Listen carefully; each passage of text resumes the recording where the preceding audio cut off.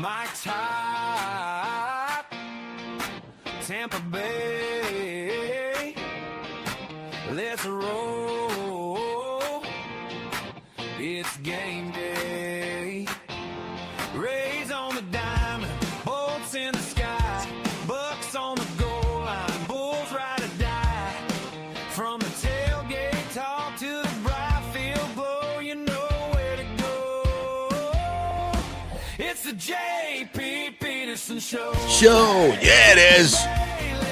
Man, what a weekend. What a weekend. Lots of good sports, fun stuff over the weekend. Hope you guys had a good one. We got lots of football this weekend. Man, Timmy, I was watching football, all kinds of football. Good football, mostly bad football. Mostly bad football. But the Bucs game I thought bad was football. Yeah. Any football at this point is good football, right? Because it's football. Welcome into the JP Peterson Show. Really appreciate you guys jumping in. We got so much to get to today. Obviously, the Bucs game on Friday night. We're going to get to all the highlights of that. What we saw, what we liked, what we didn't like. A lot to like about that game. I was already at a practice this morning, though, Timmy, so I got updates. Yeah. We have updates.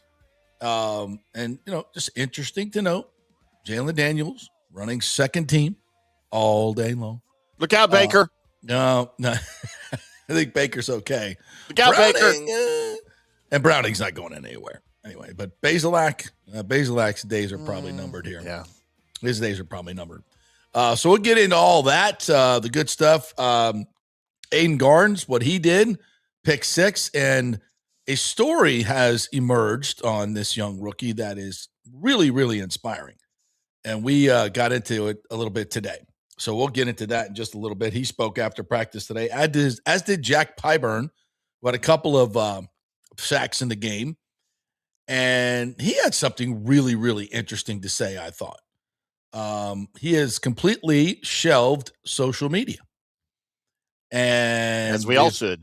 As we all should, if only I could. Yeah. But the effect on his life has been dramatic. And I want you to hear it, and I want your kids to hear it.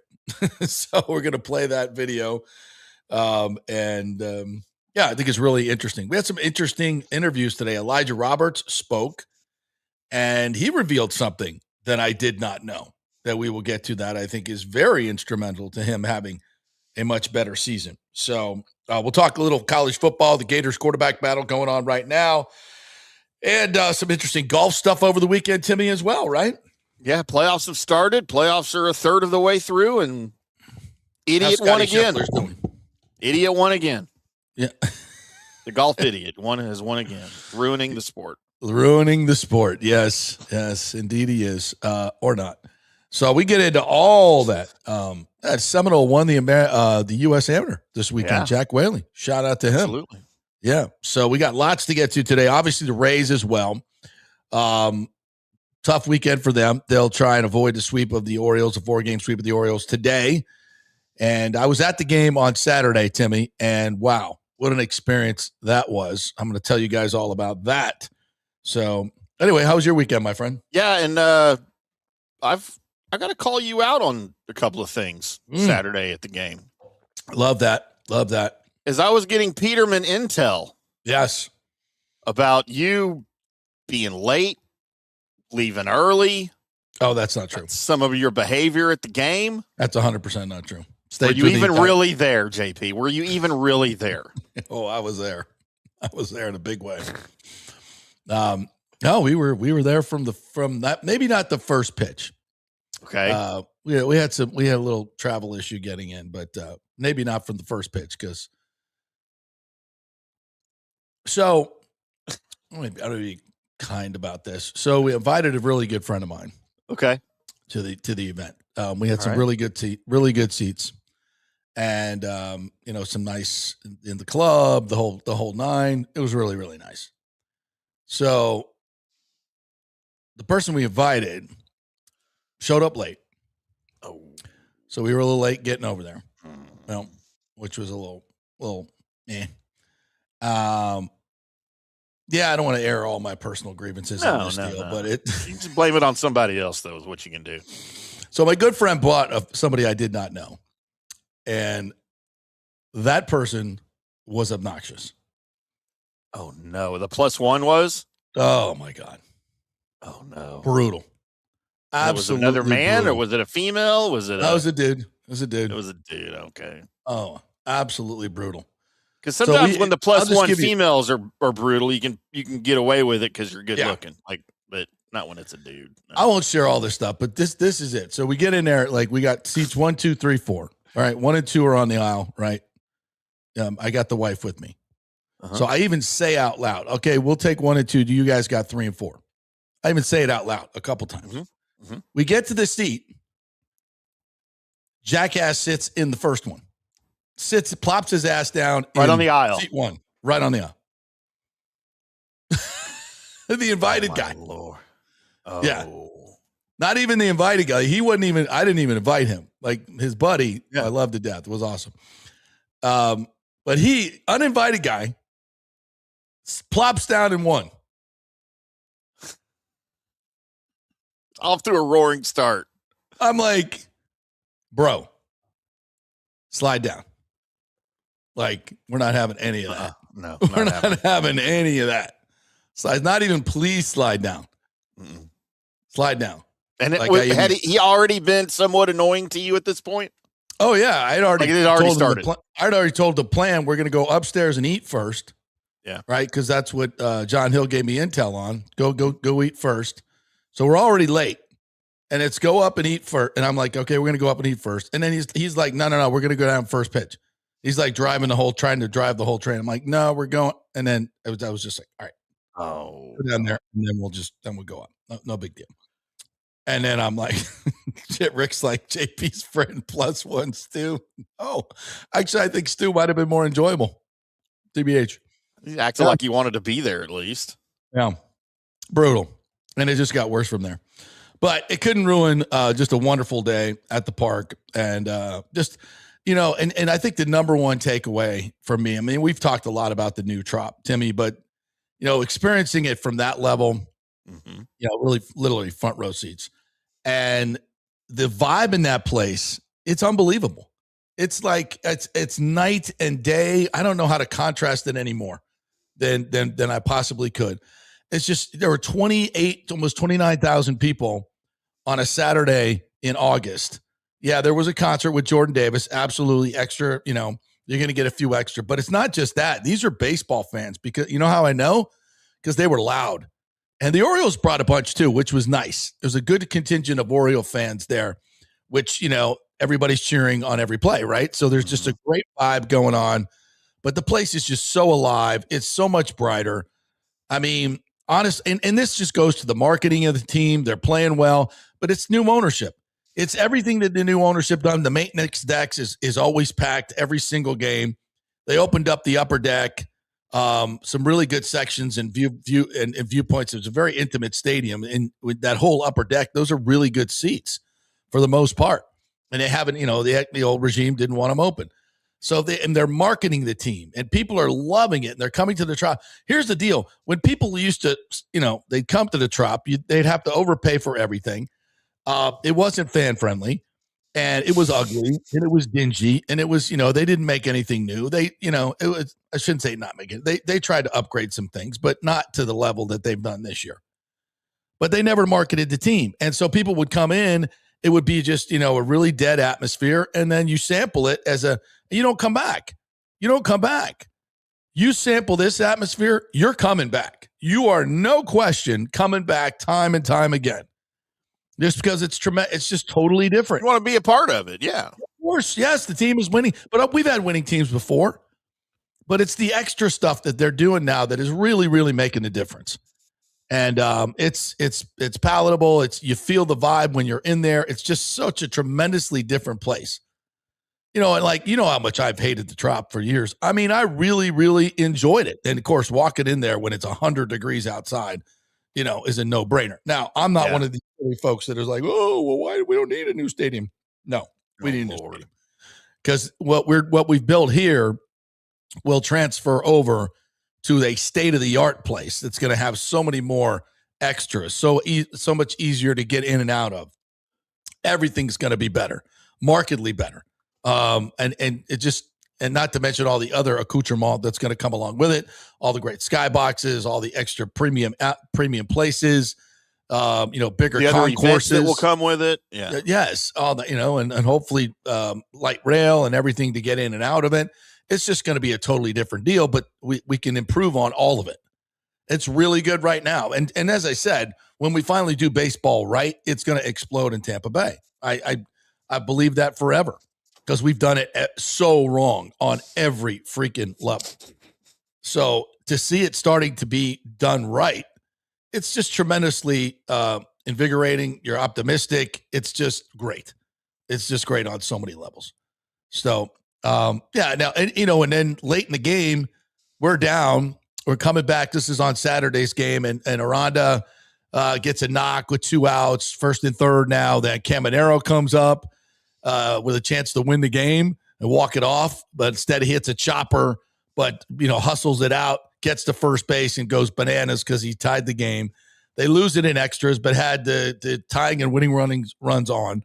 So from a dramatic standpoint, you go to a game, you just want to see drama, right? You want to see a good game, and that's what we saw. Saw a great play, saw everything.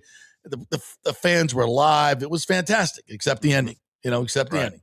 Right. But that more than anything else is what I brought from that game, is that this is a totally different deal. It's just a totally different deal. And had it been this way for the last 20 years, you might say it could work in St. Petersburg, but it just hasn't been that way.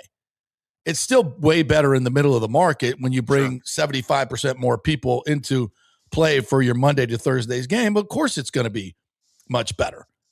So, yeah, that was a fantastic experience. And, the Rays struggled a little bit. Yesterday's game, Peralta, I thought was pitching really, really well. It looks like he gets out of the 5th inning. They do the replay at second, and they overturn it. It's the right call. And instead of letting Peralta finish the inning, he brings in Clevenger, and Clevenger shits the bed, as he has the last couple times. And then the entire, this is the Rays are leading 1-0 in the 5th inning. Turns out to a 10-2 game for the Orioles. So the bullpen gave up the booty. I think they gave up 10 of the first 13 to come to the plate, got on 7 hits, 3 walks. It's just a disaster. Yeah. Starting with Clevenger and going on to Roycroft, and it just bad all the way around.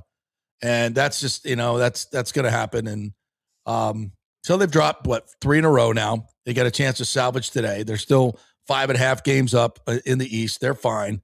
And I thought Peralta pitched really well. I like what I saw from Peralta. That's a great story, and you want to see him continue to develop. So I'm not concerned about the Rays in the least, because number one, they're going to have a freaking incredible atmosphere down the stretch. Because think about it now, these are going to be really meaningful games in September and August. We got some big series coming. They're averaging, I think, close to 18,000, and this is a real 18,000, not like the old trumped up numbers. This is a real, and I think by the end of the season, they could probably approach 20,000 average, 19 to 20,000 average, which would just be insanely good. And it's going to be great. It's going to become the ticket, to be at, the place to be at. And, I do think the stadium deal is going to get done here. They picked the builder today. ACOM Hunt is going to be doing it. Same ones that built Raymond James Stadium. They're building some of the NFL stadiums right now. So that's the main contractor. And, they'll use as many local folks as they can as the subcontractors to get them paid and keep that money here. So everything's pointing up, man. Everything is pointing up for this Rays franchise. And as we've said, the greatest season in the history of Rays baseball. So, JP, is there any truth to the theory, as I got from the Peterman, that you boycotted the first pitch because Simpson wasn't leading off? Yes. So you weren't in your seat. 100% true. 100% true. That's why? Okay. We have television evidence, by the way. I have a screenshot of a TV shot of you not in your seat. So that was sent to me as well. That's okay. Just FYI. People making fun of your red shorts. You're just very distracting shorts. Maybe they were salmon, actually, or they were salmon shorts. But thank you for that. Reddish is what was described to me. Okay. And then you were not in your seat for the Pete Alonso home run. No, I think I was. I may not. It's because they have the food. The really good food is on the second level. So you got to go up to get the all the way up. Yeah, get the tenderloin. That probably won't be true in the new chicken stadium, wing. Yeah, that. So you got to go up to that other club. Food was fantastic, by the way. Food's absolutely amazing. Highly recommend the club there. And then the last thing sent to me was that you returned to your seat finally with 2 outs in the ninth. That's completely and then Walls untrue. made an error. That's completely untrue. Because my shorts were so bright that it took him. He lost the ball in my shorts. Petermans are keeping tabs on you, JP. When you're supposed That's to be all the game. good. I'm just telling It's you. all good. It's all good. Thank you guys for caring. I appreciate you for caring. Thank you very much. And tell John Hill he can go straight to hell.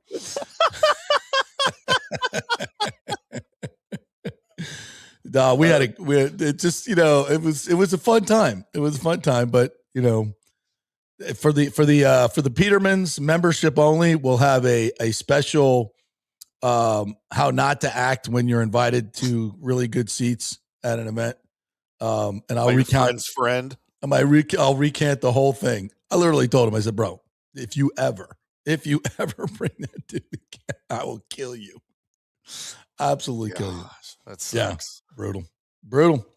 All right. So this guy, wait a minute. So this guy was clearly not a Peterman, right? He didn't know who you were. Hell no. Yeah. And you didn't, and you didn't, like when he sat in your seat, you didn't look at him and go, bro, do you know who the F I am? He knows who I am. Okay. And he knows who got the tickets. All right. And yeah. That's I thought sad. my boy was bringing his girl. I don't know if I should. Who was a ESPN broadcaster, so that would have been much nicer and to deal with. Yes, yes, much more appropriate. But instead, we get the D team, the F team. Great. Did not get the A team, got the F team. All right, let's move on to the Bucs. Really good. The starters didn't play. The Jets played some of their starters. So a bit of a rough go stopping the run early on, I would say, for the Buccaneers. But on the whole, I thought it was a great performance by a bunch of different guys. And Aiden Garnes, of course, obviously gets the biggest kudos for the pick six. And, just watching that play where he jumps, he's playing, it looked like he was playing zone, which I can't remember a Buccaneer defensive back jumping a route playing zone, like ever. Like I can't, I'm sure it's happened, but I don't remember it because they play so soft. It's not really your assignment.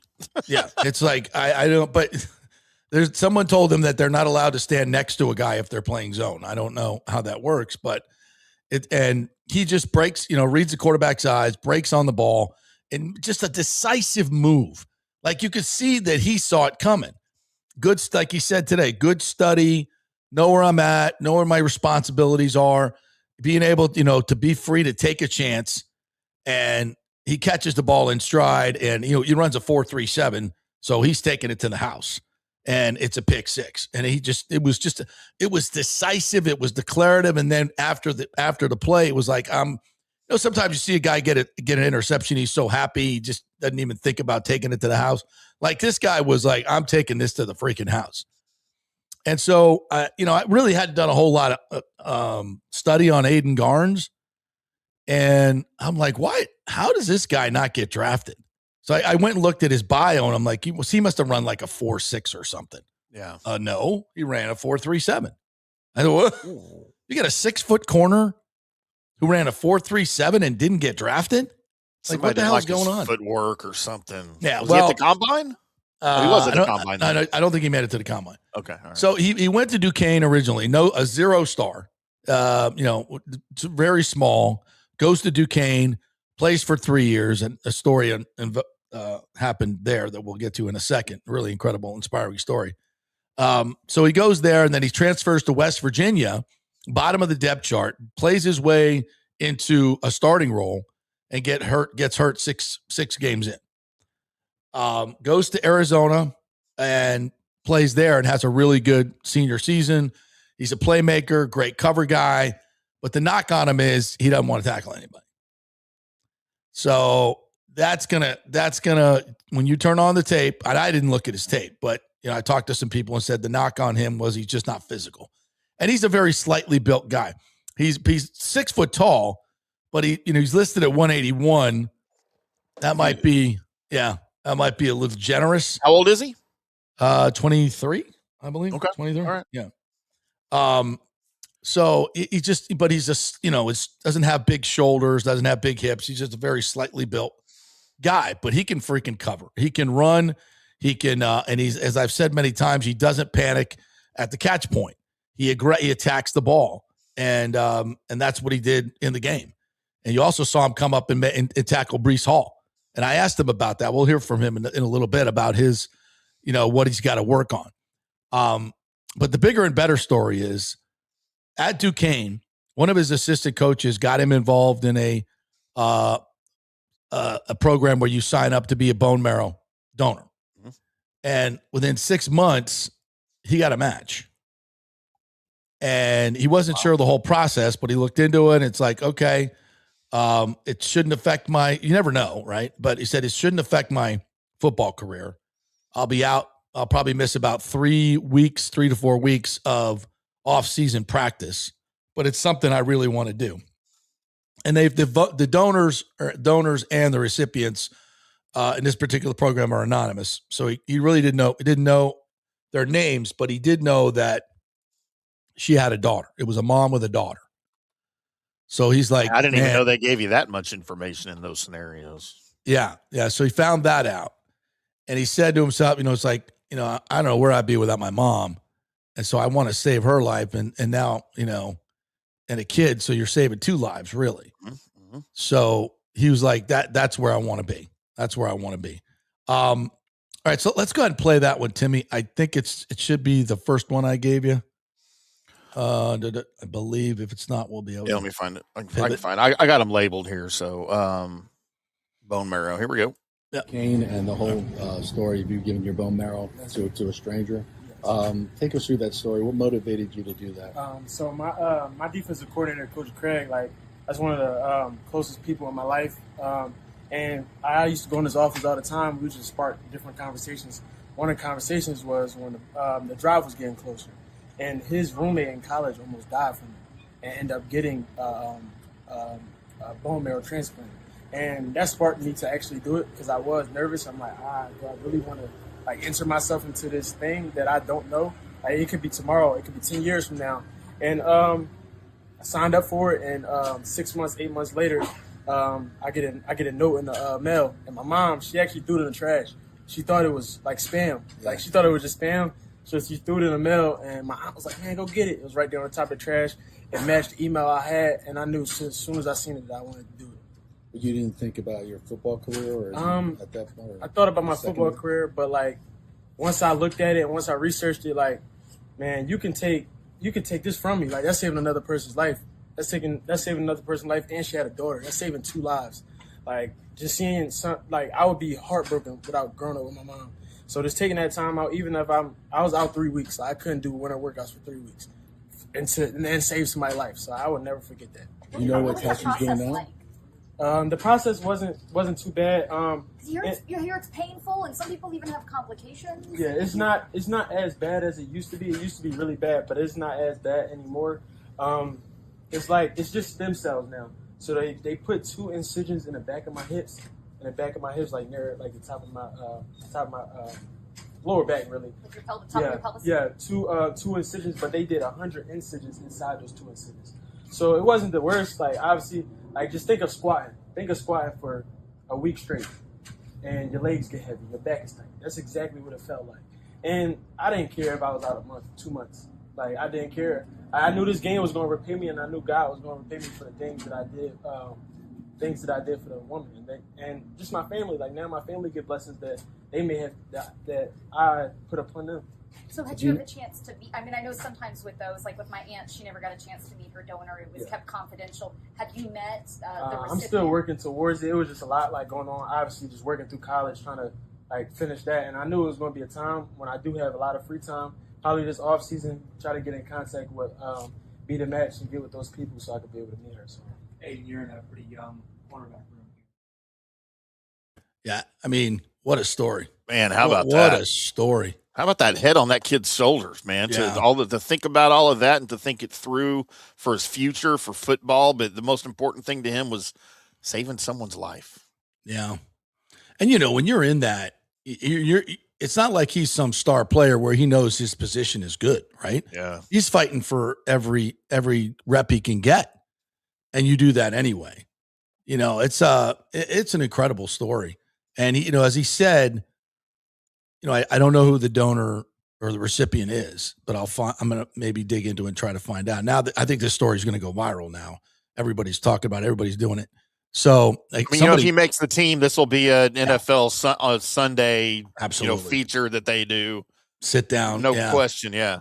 So let's pray that the recipient is well, and there's a great end to this story because it doesn't always, so let's just pray and send out the healing vibe to whoever this woman is and her daughter. I think it's his daughter, that it all went well. And there's a great ending to this story. His sacrifice obviously is what it is. He has no control over how it turns out, but wouldn't it be really nice if we can reunite them and tell that whole story? That would be super, super. That's something the cool. NFL would have the power to do. If it yes. That, Yeah. I mean, I'd love to do it, but I know who's they'll pick up on this and they'll be able to do it a lot better than I can do it. So,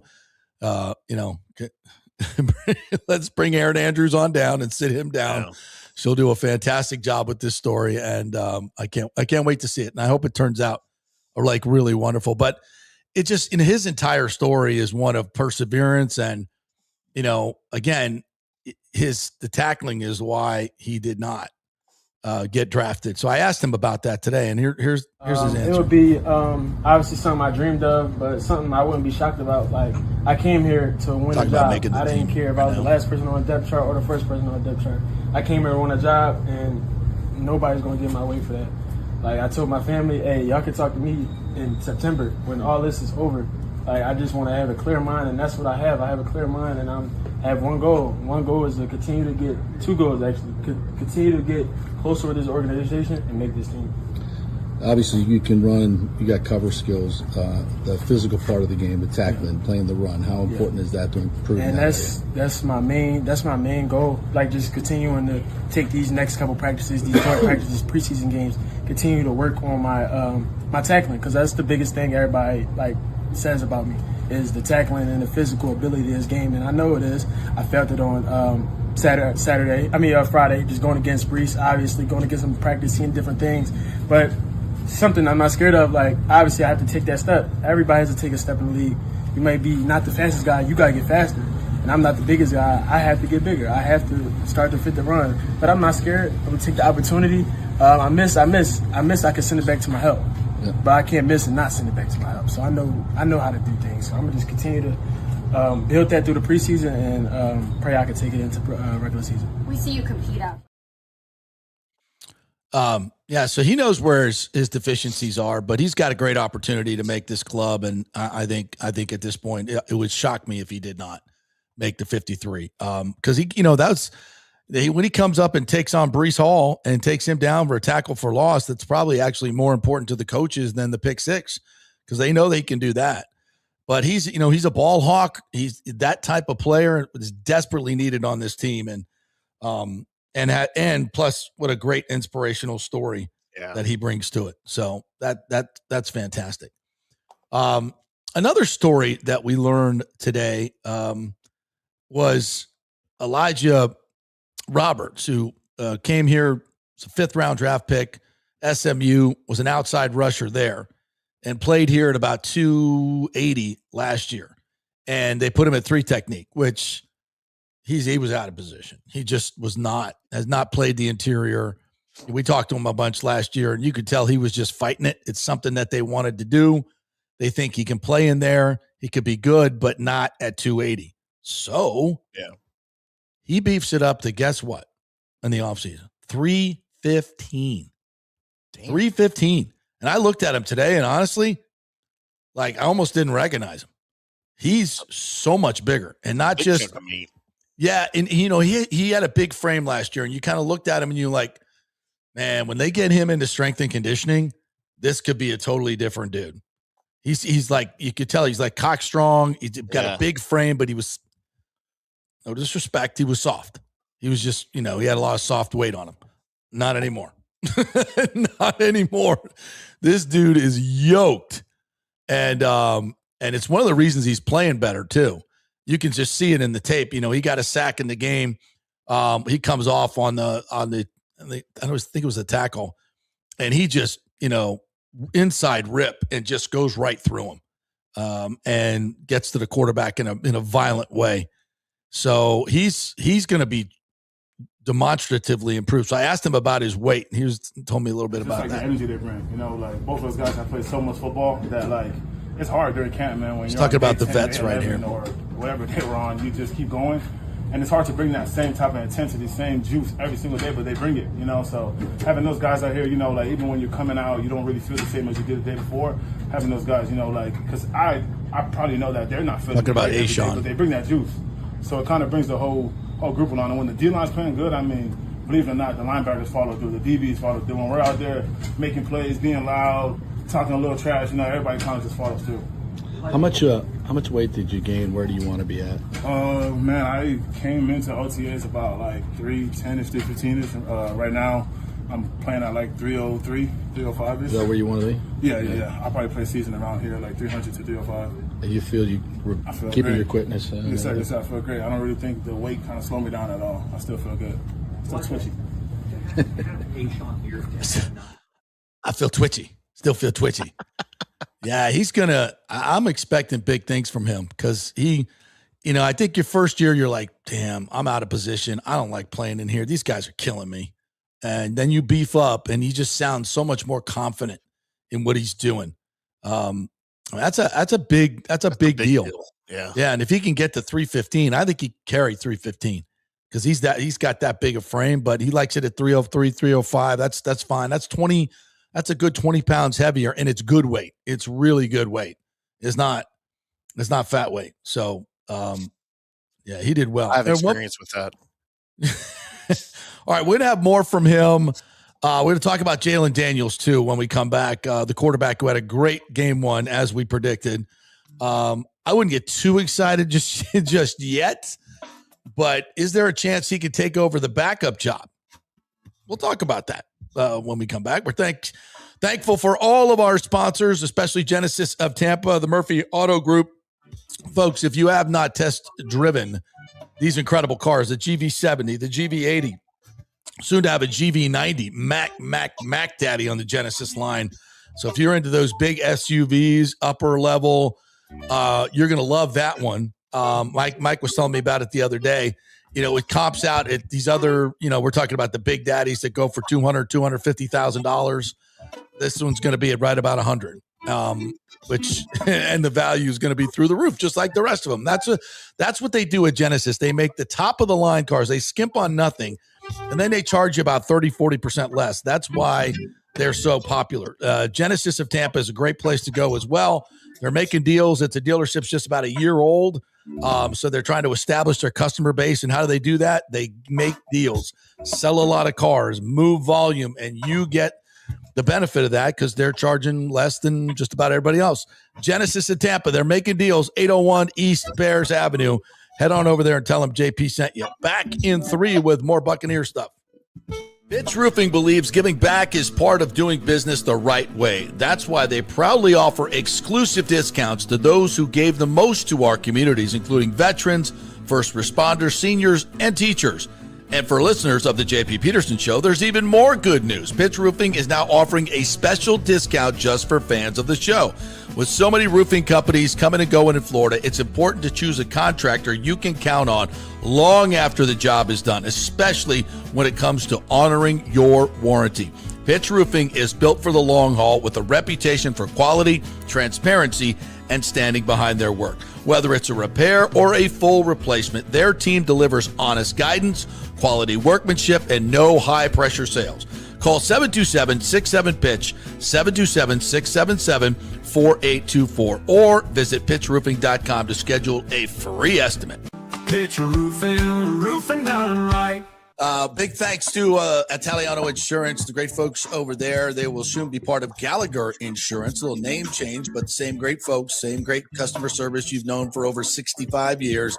They do all the work. You save all the money. ItalianoInsurance.com at 813-877-7799. Hey, guys, you already know that Riveters is the best sports bar in all of Tampa Bay, but now it gets even better for Rays baseball season. During all Rays games, check this out, $6 Tito's, $6 Jack, $6 margaritas, all during Rays games. Are you kidding me? And that's always a great pour from the great bartenders at Riveters. Great service, great food, everything is fresh, nothing is frozen. And let me tell you, if you want baseball and wings, you will not find any better than Riveters. Their sauces, like the blue cheese and the ranch and everything, is handmade, and the wings are big and they're perfect.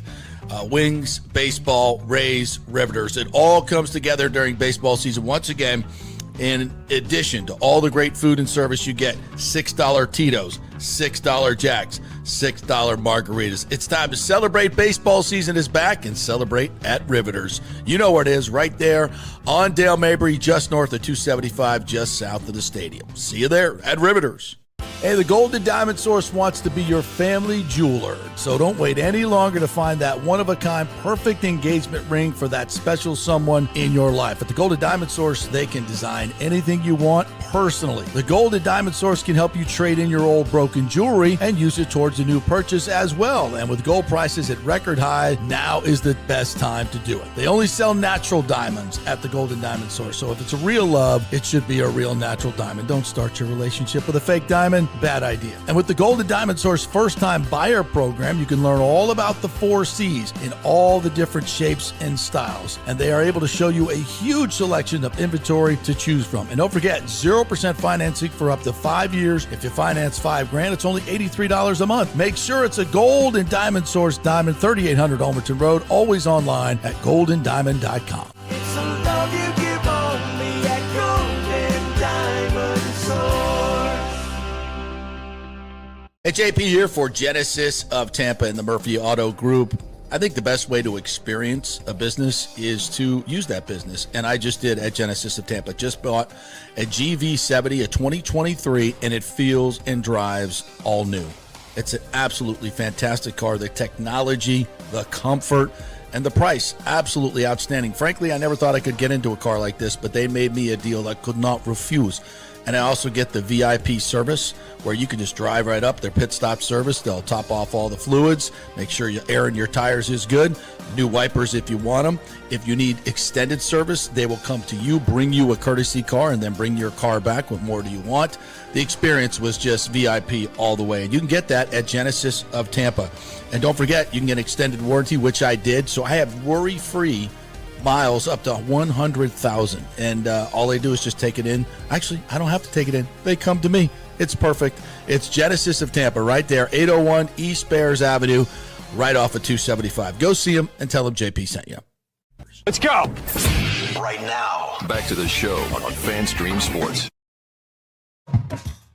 All right, welcome back to the JP Peterson Show, brought to you by Italiano Insurance, soon to be AJ Gallagher Insurance. Same great customer service, but more options to save you money. That's a good thing, because when they do the old insurance checkup thing, this is really cool. You just call them up, 813-877-7799, said, here's what I'm paying for business insurance. Here's my homeowner's insurance. Here's my auto insurance. Can you please check them and see if you can find me some better deals? And normally they can. They can save you money, hundreds, maybe thousands of dollars. We've had thousands of satisfied customers say that. So just let them do all the work. You save all the money. Italiano Insurance, soon to be AJ Gallagher Insurance. All right, let's get to a couple comments here before we get back to this tremendous show we have going on here. So don't you drag it down, you Petermans. Don't do that. Let's go right to Pooh Shiesty, one of our Petermans, and our VIP Petermans get first shot here. Good afternoon, JP Senor Hamon and all the Petermans and Peter ladies. I heard JP skateboarded his way to the Trop on Saturday. Untrue. Not that I couldn't do that, because I could. Back in my day, I was quite the skateboarder. I did. I was one of the first skateboard to school kids, if I'm not mistaken. Wow. Yeah. They had It's the skateboards bike. back then? They did. They were just coming out. Didn't have like the big boards like Yeah, you had, they were really easy. But you could flip and all that. They were smaller. I had like a banana one. Metal banana wheels. colored. Yeah. Urethane wheels. Yeah. Sweet. I had roller skates that you clipped onto your tennis shoes that were all metal with the leather straps that were probably Oh, left I over. remember those. Yeah. They're the first Heelys. Yeah. Right? Then they came up with the Heelys. Right. Yeah. But I hate those uniforms. That skateboard, the pop art, whatever the hell that is. Yeah, that whole genre. Those are I'm just not a ugly fan. uniforms. For a baseball team, nah. Those are bad. Those are going bye-bye, I can tell you that. Doug's like ready to hear Bucs news after a disaster Rays weekend. Was it a disaster? They were good games, good crowds. Didn't win them all. Big O and I talked about this on Friday. What would be a successful 4-game stretch against the Orioles this week? And I said 3 out of 4. I said you needed 3 out of 4. He disagreed. He goes, no, he goes, I think I would take 2 and 2. Well, we're not getting either one. Yeah, exactly. It's going to be 1 and 3. So I'm going to blame it on you guys. You screwed it up this weekend. I missed the show on Friday, so I give it to you two guys, and this is what we get: 3 straight losses. Yeah. So that's on you, Hamon. I called it. That is on you. You cursed us. That's all right. You rat bastard. Because you want to see the Rangers get back in it. That's what you're doing. Look, my love for the Rangers is realistic, just like it is for the Cowboys. I know what they are. I don't expect anything more. They're not going to make the playoffs. Whatever. The Rays, I have hope in the Rays. The Rays are still the best team in baseball, even after this 3-game stretch. That's right. That's right. Hey, Douglas Batista says, thank you for being a member, Douglas. I was at the Trop yesterday. I was not. The stats on Peralta: 40 strikes, 36 balls, 3 walks, hit by pitch, 3 long warning track shots, 1 saved by Valade. That was a hell of a catch and a double play. Fastball velo dropped to 91.1 in the 5th. Now 4-inning Freddie. Oh God. Yeah, see, I wasn't there and I didn't watch the whole game. I just watched the condensed game, so I didn't get a whole feel for how he was doing. But most reports were that he pitched well, and the numbers suggested he pitched well. Although I didn't see all that stuff, the 3 warning shots. So this is the difference. Like, I'd much rather be there with my eyes, and I should have consulted Douglas Batista before I said that Peralta looked good, because those aren't your numbers can look good, but you're just throwing meatballs and guys are making plays. So I'll believe what Doug said over the numbers. So I think he went away from. I did read where he went away from the changeup a little bit, because obviously Snyder wants him to go heavy changeup coming over here. So it's a work in progress. I think overall he's gotten better every start. And it's going to take a little bit, but we got, 2 months until the playoffs. So, that was a game they could have won. I mean, he got him into the 5th up 1-0. And I think if they leave him in there, I don't think they're giving up 10 runs for the game, but that's the way it goes sometimes. That's the way it goes. And I think Cash took a lot of heat for taking him out, but if what Douglas is saying is true, and I believe it to be true, then I think he made the right move. Absolutely. Chris Cole says Braswell needs to have more juice. Kamara, Pyburn had more dynamic plays in one game than Braswell had his entire career. Look, we can stop talking about Chris Braswell. He's not making this team. You don't think so? No, he's not making this team. This is his last chance, right? He's not making this team. He's got no shot to make this team. I think Pewter Report put out their depth chart right now, and he's behind Kamara, Pyburn, everybody. I want to talk about Pyburn here in a little bit. Rick says quarterback controversy. I guess JP was practicing today. Uncle Rico is back. Yep, I'm right. Ouch. Oh, that hurt, actually. Can't even move it that much. No, and my point on that is, Jalon Daniels had a really nice night. He had a really, really nice night. And I think he's a talented young kid. I'll be honest with you. When I first saw him in OTAs, I kind of wrote him off. His mechanics were awful. He was inaccurate. He looked to me like a guy that, has some skills and can play in college, can move around, but he's just not accurate enough to be an NFL player, an NFL starter. But they've really worked on his mechanics tremendously. And in fact, he looks like a completely different quarterback throwing the ball right now as compared to when he got here. And what he did on Friday night, I thought was really impressive. Now, we even predicted this on Friday. Like, Jalen's going to come out. He's going to look really good. He's going to run around. He's going to make some plays against a bunch of third and fourth teamers, and everybody's going to yell, he's the next second coming. Like, that's what happens in the NFL. Every team has one of those guys. And they're playing against really vanilla cover 2 defenses. It's just not an accurate depiction of what the NFL is like. So, and he played well, and that's what you want to see. You want him to see that. And he made a really good throw to Garrett, and just really was poised, ran the offense well, got him in 2 touchdowns, the game-winning touchdown. He scores on kind of an improvisational play. So there's nothing that you did not like about Jalen's performance the other night, but I would temper it with who it was against. Now, he gets all the number 2 rep snaps today, Timmy. Because Browning was out with his back injury. He just did individual work. And Bazelak, he didn't get a whole lot of reps. Jalen got all the second team reps today in practice. And I thought he did really well. He ran a 2-minute drill. The Bucs first team 2-minute drill was a disaster. The defense looked like, to me, they, because you don't know when they blow the whistle, but it looks like they had 3 sacks. Of guess who? Ruben Bain, Yaya, meet at the quarterback a couple times. I think Nacho was in there as well. So defense dominated 2-minute drill today. But then second team came out, and Jalen made a couple of really, really good throws and took them right down and put them in field goal position. Then they called practice. So he's going to get a look. He's going to get a look to be the backup quarterback. Now, listen, Browning has started and won games in the NFL.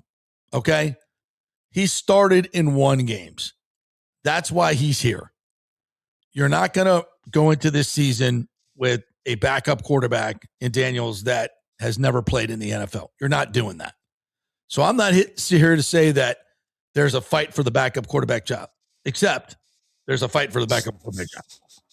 In that, I think, first of all, I think Bazelak will be cut at some point. And I think Daniels becomes your they'll keep 2 quarterbacks on the active roster, and he'll be a practice squad guy. I really don't see anybody coming to get him off the roster. And because if anybody takes him off the practice squad, they got to put him on your active roster. He's not going to be a backup right away. He's going to be a number 3. So that whole situation, I don't think plays out. I think it's much more likely that he gets to the practice squad for the Buccaneers, and they can start to develop him, because I think there's something to develop there. I really do. I think there's something to develop. I don't think he's big enough to ever be an elite quarterback. I think he's still got that kind of Tua size, which I think is just really tough. And when he throws the ball, he kind of squats and delivers like this, about head high, where you see Baker throws from top extended. If you're going to be a small guy, it's hard to throw from here by your ear. You got to be extended high, that's where Baker gets. He gets really high. He's 6'1", but he releases it more like a 6'4" guy. So, I don't know if he'll ever be a great quarterback. I don't think he's been a great quarterback in this league, but I think he could play. Do I think he could take over for Baker? No, I don't think you want that. But it's early. It's really early. Could he be one of those guys? Yeah, maybe. I don't know. But he's really in developmental situation right now, as far as I'm concerned. Yeah, and what you need to ask yourself when you're looking at your quarterback and your backup quarterback position every year, really, you go into the offseason and come out of the offseason with the same question. Because look, if your starting quarterback suffers a catastrophic injury, whatever team you are, and he's out for 7, 8, 9, 10 plus weeks, that's a catastrophic situation you can't be prepared for, right? What we're talking about is when your starting quarterback has to miss a half of a game, maybe has to miss a 2 or maybe at the max 3 game stretch. Can this guy come in and not lose us the game? Right. Not even win the game, just not lose us the game. Does he have an understanding of the offense enough to where we can dumb it down and simple it down, and that offense still be effective and him be effective running that offense right now. Jalon Daniels right now can't do that. Dude's never seen a down of play in the NFL. I don't know that, what's his name, Basilak could ever do that. He can never do that either. No. Browning has done that. He's shown you he can do that at a high level with explosively offensive teams.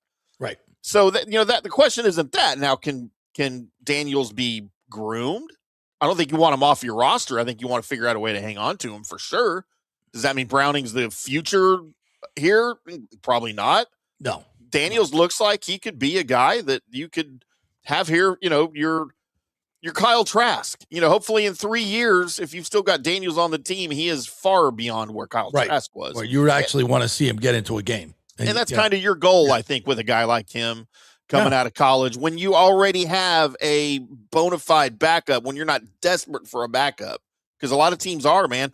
For an NFL team to have options at backup quarterback, at least that you think you have options, like that's a big deal. A lot of teams don't have that. They have one guy and then a bunch of guys that are there as training camp bodies. Right. Right now, you think you might have 2 bona fide, at least backups at some point, and that's a good problem to have. Yeah. Let me get to some of the comments coming in just now about that. Joe Dombrowski says, Jalon can be developed, but I hope you're right about practice squad and not QB3. Yeah, I don't think we can hold a roster spot because, frankly, we got too many defensive linemen that are really, really good. And those are the guys, if you try to sneak them to the practice squad, you'll lose. Yeah. Teams are always looking for big guys that can play on both sides of the ball. So Jalon, I don't think because then they got to start developing him in a new system and keep a roster spot. That's not happening. So I think he's a great find, and maybe you can put a package together, a goal line package, kind of a little different since you don't like Baker sneaking. You could bring him in to do something like that, down the line if you put him on the active roster. So, but right now, no, but. I don't like that he wears number 10. I keep getting Sean King flashbacks. I do too. I totally do.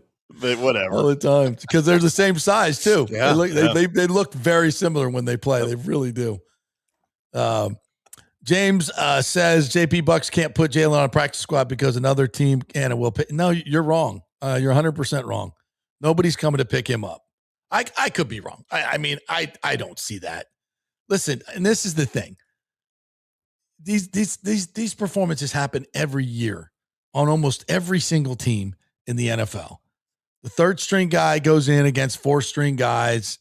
They run around, they make some plays. Everybody goes bonkers. That's not, against cover 2 vanilla defenses. It's that. No, nobody's jumping. So you're telling me somebody's going to take him off our practice squad and they have to put him on the active roster as a number 2 or 3 quarterback.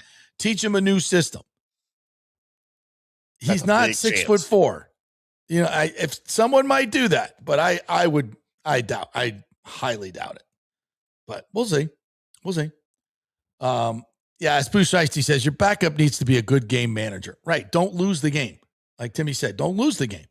You don't have to go out there and win it. We'll let our defense do that. And our game management of our credible game managing coach.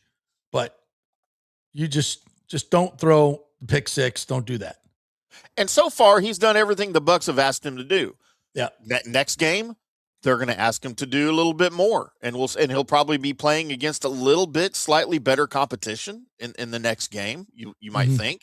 So we'll see how he handles that. If he handles that and he's on the right track, now we can kind of start talking about this even more. Right now, I think we're kind of getting a little bit ahead of ourselves, but it was fun to watch. It was an impressive performance, and we can state that because it certainly was. But what it means for his future, nothing yet.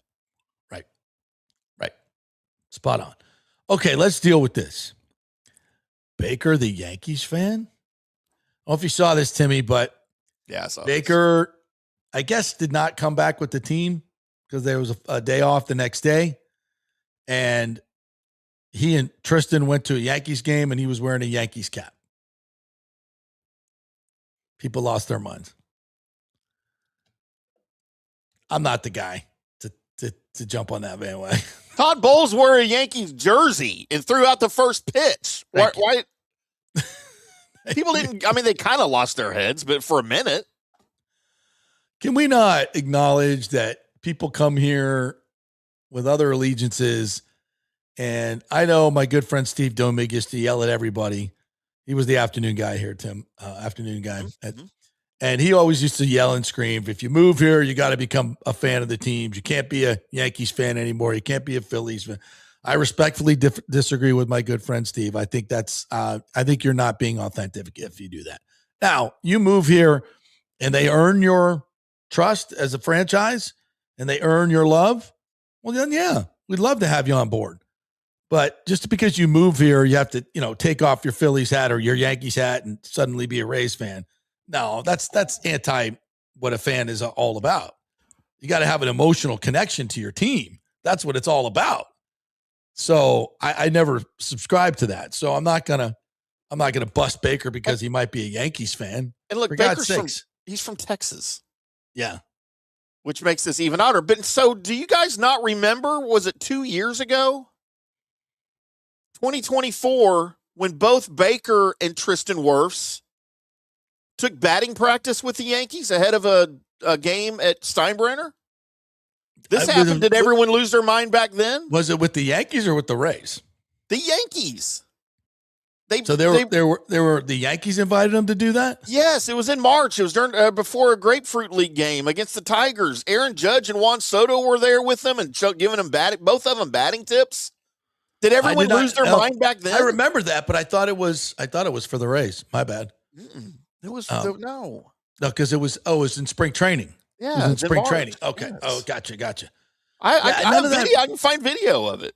Yeah, none of that bothers me at all. None of it bothers me at all. But I will say this: do I think Baker did that because of his contract situation?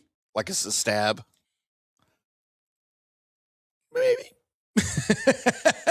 Was he in a contract situation in March of 24? No. No, man. I just think he had an opportunity to go take a batting practice and hit balls or whatever with a Major League Baseball team, and it's the Yankees. I don't care who you are. I hate the Yankees. And if they invited me to batting practice, guess who's going to take batting practice with the freaking Yankees? Yeah, of course. It's going to be me. 100%. You don't turn that down. 100%. Yeah. And I'm wearing the cap. By the way, I don't know if the Rays, have the Rays invited Baker and Tristan to come play. I don't know. Well, they apparently have a relationship because they've done this before. So it might have been a deal where, hey, you're in town. You guys want to stop by? Yeah. Yeah. And somewhere Todd Bowles is probably like, why didn't I get an invite? I should have stayed. But also not traveling back with the team. Listen, if it was regular season, I'd have a problem. It's preseason. It's the next day off. Yeah.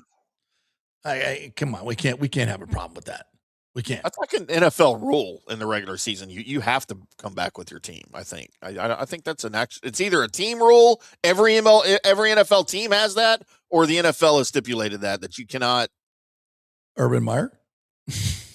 Well, exactly. We had that big dust up here with Trayvon Diggs, where he wanted to stay in Washington an extra 3 days, and this is when this rule came out. We were like, wait, this is a thing. Keyshawn did that one game. Yeah. And that was the end of him. Yeah. So, yeah, then he came to Dallas and spared us all to death. Yeah.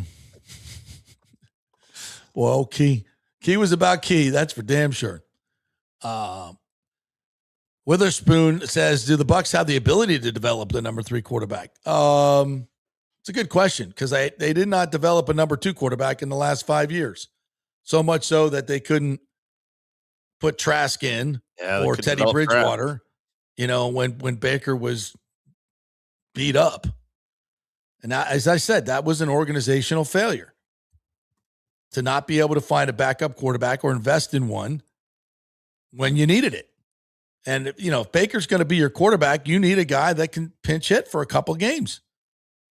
That you definitely know can come in and win games. And I think Browning is that guy, and I don't think Teddy or Trask ever was. Yeah. Yeah. Absolutely.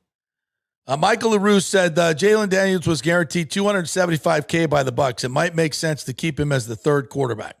The emergency quarterback spot is back in the NFL. It's essentially a free active game day roster spot. Oh, so if they can do that, if it's a free spot, then yeah. But it was my understanding that you can't, it still counts as part of your 53. But I guess maybe not on game day where they have. No, yeah, because remember they have this emergency quarterback roster spot now where you can't enter the game. But he still has to be on the practice squad, right? Right. Yeah. Yeah, you're not part. I don't think you're part of the actual roster.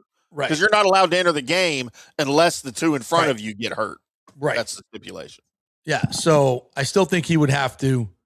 You're still talking about keeping a roster spot for him. I don't know if you do that. I don't think we're that far down the track. I mean, we got to all pump the brakes here. It's just one game, and I don't necessarily think he's been doing a lot in practice, to be honest with you.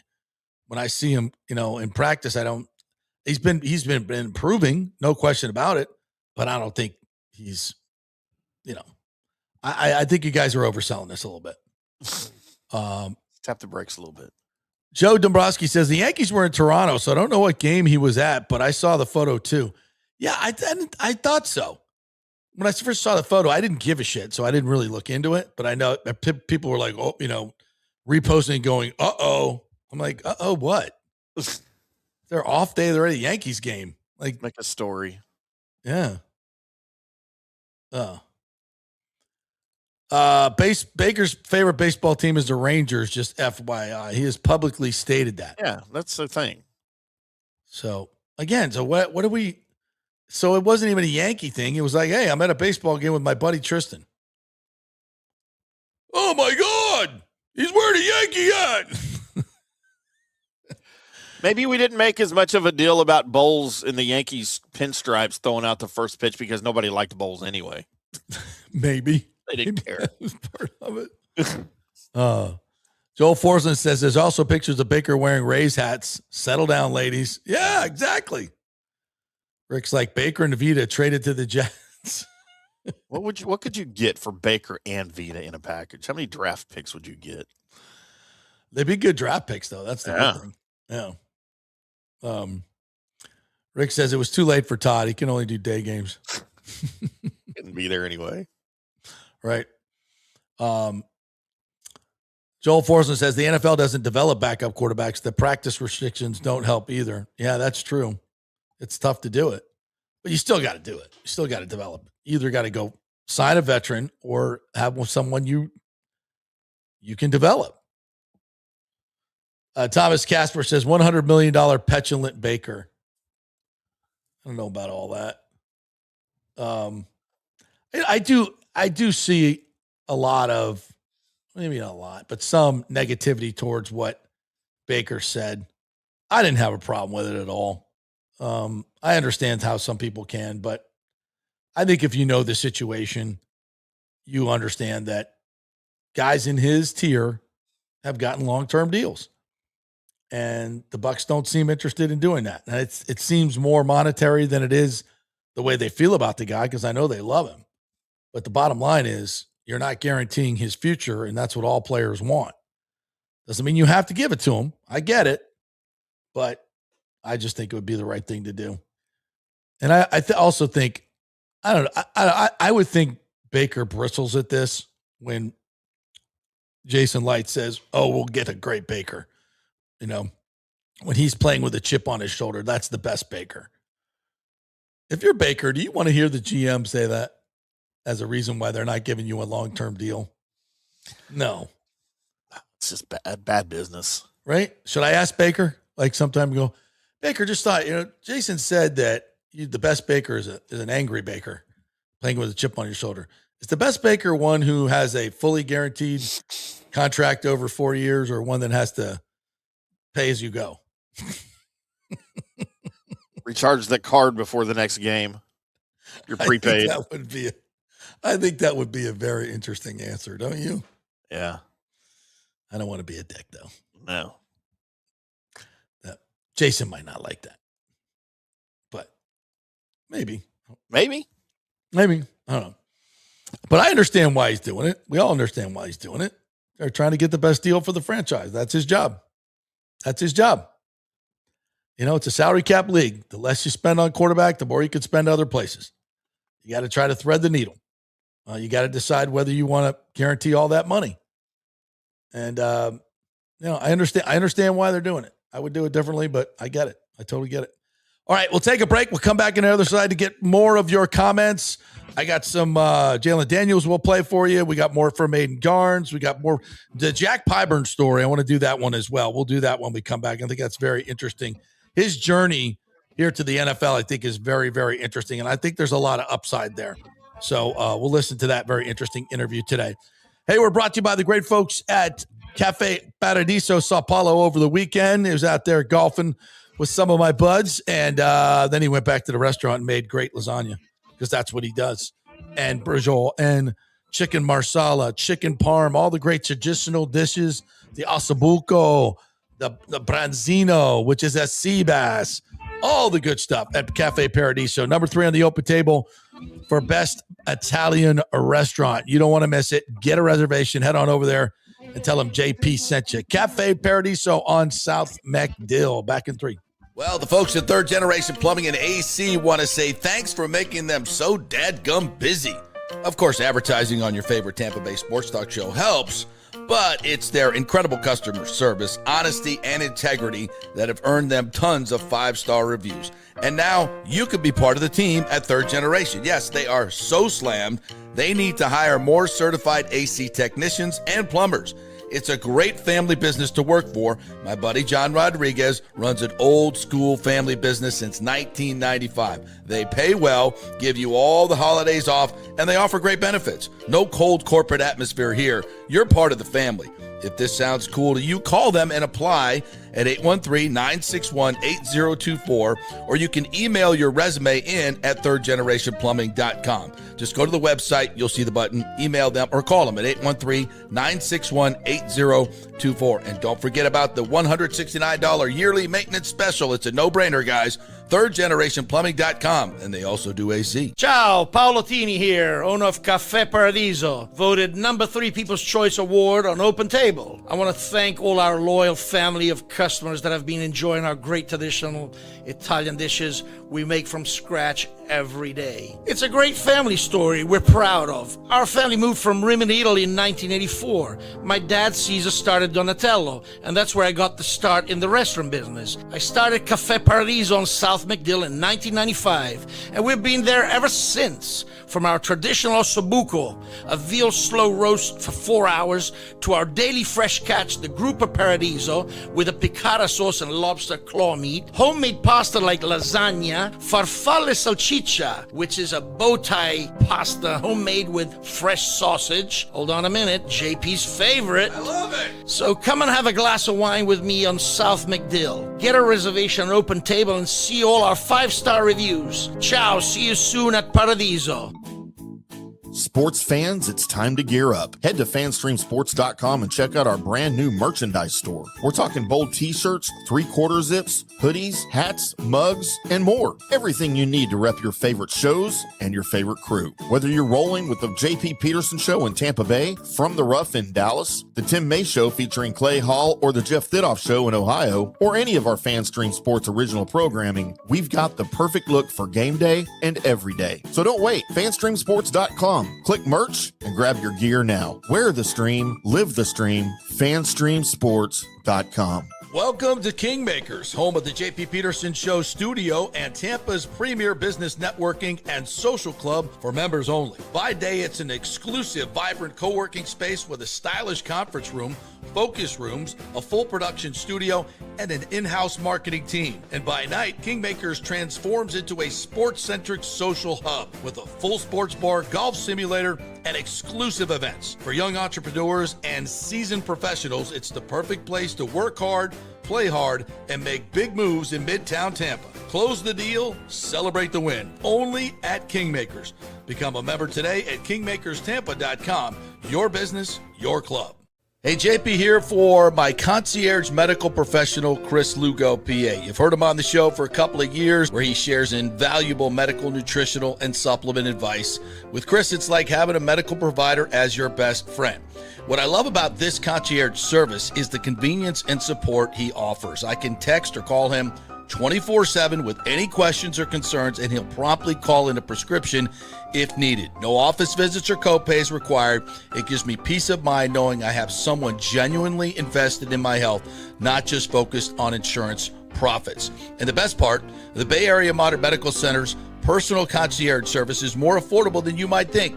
Don't let insurance companies dictate your health care. Take control of your health and wellness today. Visit BAMMC.com for more information and to schedule your initial free consultation. Empower yourself and take charge of your personal health with BAMMC.com. Let's go. Right now, back to the show on FanStream Sports. All right, welcome back to the JP Peterson Show, brought to you by the great people over at Pitch Roofing. As many of you know, roofers don't have the best reputation. A lot of scammers out there. We tell you about that all the time. That's why you need to go to Pitch Roofing. But now they've decided to do something about the transparency or lack thereof in the roofing business. They built something called the Pitch Partner Portal, and it's live right now at pitchroofing.com. And what they do is they give you a private account, and it's an account you can log into at any time, and they'll show you the pictures, the cost that's going on, the process, how it's going, all these things. So any question about your roof, you could probably get answered right there in the portal on the website, which is a really, really cool deal. They're starting that in Tampa Bay, and they're moving it to all their other markets where they work, the Villages, down in South Florida, down in Sarasota, Bradenton area. So they're all over Florida. But this new Pitch Portal really helps you guys so you don't have to call somebody up and wait on the phone. You can go see how your roof is doing, the process of it and everything right in that portal. So check that out at pitchroofing.com. Just another reason to use the great folks over at Pitch Roofing. All right, before we get back to some of the interviews, I want to get to your wonderful comments here. Douglas Bautista not happy with what the Rays did at the deadline. Said instead of going out and getting someone like Mize, we go to the Dollar Tree and get Peralta. Ooh. Maybe a little bit early for that, but and here's the other thing about the Rays. So we've all detailed what an incredible season this is, right? You know, all the stuff that's going on.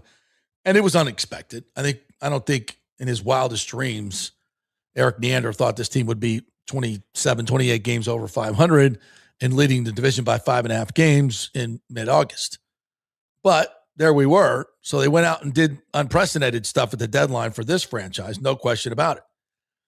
And got 4 really good players, 3 on the active roster that are going to help the stretch run, no question about it. But you didn't give up your best prospects to go get a Skubal or a Mize. Now, we can argue the aggressiveness there and spending. Did you want to spend Theo Gillen to get a rental? Hell no. That's not what I'm talking about. It's not what I'm talking about. But could they have still held on to a lot of prospects and gone and gotten Mize or somebody better? Yeah, they could have. And the fact that Baseball America still has their farm system listed as the number 1 farm system in America in baseball. While that sounds like a great thing, it also sounds like maybe you could have given up more, still had a stock farm system, and had a better opportunity to win a World Series this year, which after all is the goal. So are Douglas and I nitpicking? Yeah. We're also not wrong. So there's that. Aviation says Elijah Roberts looks like he's added some clean pounds. He looks good. Yes, he does. Looks good. Sounds good. Yeah. We'll hear from here. I think I got one more quote from him that was interesting. I'll run that in a little bit. Wayne Cleveland says the Rays choose their builders for the new stadium. Yeah. Same ones that built Raymond James Stadium. Yeah. You want to go with experience when it comes to that, but the fact that they're even choosing builders makes you feel really good. By the way, great article in the Times today on Ken Hagan, who should deserve 99.9% of the credit when this deal is done. And we'll get to that point. If Carlson, is out there doing what he's doing, that's important. That's good stuff. But as I've said over the past couple of weeks, and with the information I got this weekend, still seems clear. And I talked to a lot of people at the game as well. The people that are involved in this are still very, like, I think they're very nervous still, but I think it's more because of what they have on the line.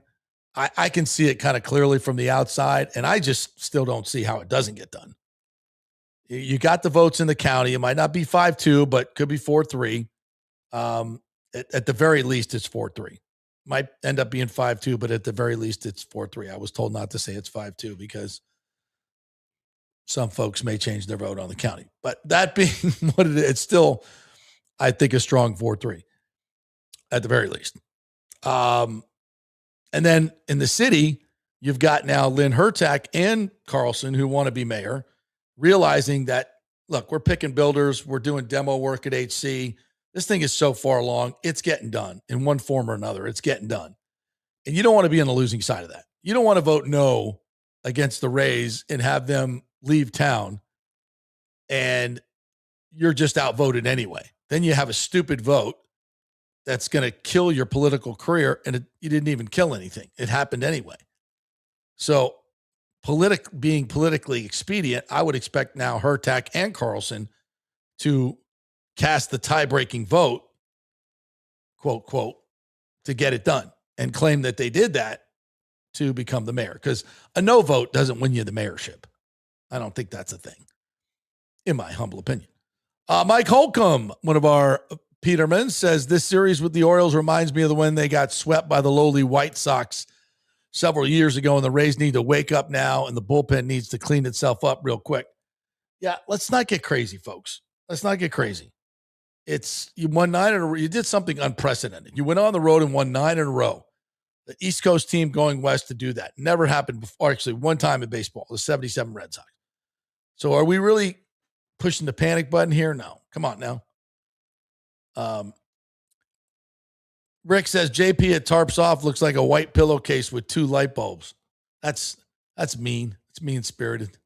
Don't make me take my shirt off. You don't want to see that. Nobody does. Joe Dombrowski says the deal with the Orioles is a matchup situation. The effort is there. I agree with Evan Klosky. This was natural regression. Yeah, the Rays beat the O's, right? Swept them, and then got swept by the O's, and now they've come back. The Orioles are, quote, last place team, right? They're also in the wild card hunt. I think they're 1 game out now. So they might be last in the AL East, but they're certainly not the worst team in the American League. I don't even think I'd probably see they're a top 10 team, top 8 team, 7 team. What else we got here? Joe Dombrowski says it's all about banking W's. The last week of the season is going to be a real challenge ending in Philly. They have to end the season sharp. Yeah, I would agree with that. Yes, party foul by the +1. Thank you for agreeing with that. My +1. The uninvited entitled guy is JP's hero of the day. I don't know about that. Michael LaRue says the Rays pitching gave up way too many hits with 2 strikes in the count. You've got to finish those at-bats. I think I heard the guys on the broadcast say 7 of their run scoring, or all their run scoring hits were in 1-2 counts or 2 strike counts. That's the bad side of the Rays' aggressiveness as pitcher. Sometimes you get too predictable. And I know you want to stay ahead, but at 1-2, you can't be throwing pitches that are hittable or real hittable. Certainly, they made a lot of mistakes at 1-2. I think that's too aggressive. Joseph says Stu has a very limp handshake. Trust me. Yeah, I think yeah, I can concur. Alejandro, one of our Petermans, is in this afternoon, actually. Said, good morning, JP and Petermans. I was at the game yesterday to see Freddie Peralta, and Freddie was 5 innings of shutout baseball until Cash pulled him. Clevenger needs to be DFA'd because he has cost us games. He's been inconsistent. He gets hot, Clevenger, and then he's not. So he's been inconsistent more than anything. Douglas is going to disagree with you, Alejandro. Said, you're a great guy, but I was at the game and Peralta was not good. Yeah, we already went over that, his stats. Wesley Wright says, as much as I want the new stadium, and I hope we get it, and I think we will, say what you want about the Trop, but if you're not for the Trop, the Rays probably never have a team. Oh, yeah, absolutely, Wesley. Listen, we all know the genesis story of this Rays team. They were told not to build it by Major League Baseball. I'm talking about the Trop because of the location. They knew it was a failed location. That's why they said don't build it. They built it anyway. Then they used it and Major League Baseball used it as leverage to get the White Sox and the Giants new stadiums. But in the business of doing so, Vince DeMoli said, "You've defrauded our area. You told us things that were not true," talking about Major League Baseball. And so he sued him. And evidently Major League Baseball thought he had a good enough lawsuit that they weren't going to deal with it, so they just gave us a team. Now, we were supposed to get it when the Marlins came on. They screwed us on that. But then they gave us one. And even right after they gave us one, Bud Selig said, well, eventually they'll move to Tampa. But that's why. They knew it was a failed location. Now, listen, and it is a failed location. Well, JP, people are going now. Yeah, they're going now. But in the long run, and they go on the weekends, and they're putting actually some good weekday crowds in there as well. But that's not sustainable. It's not sustainable. Well, I shouldn't say it that way. We can do better. Now, in the years when the team's not as good, maybe there's not as much, energy for the team.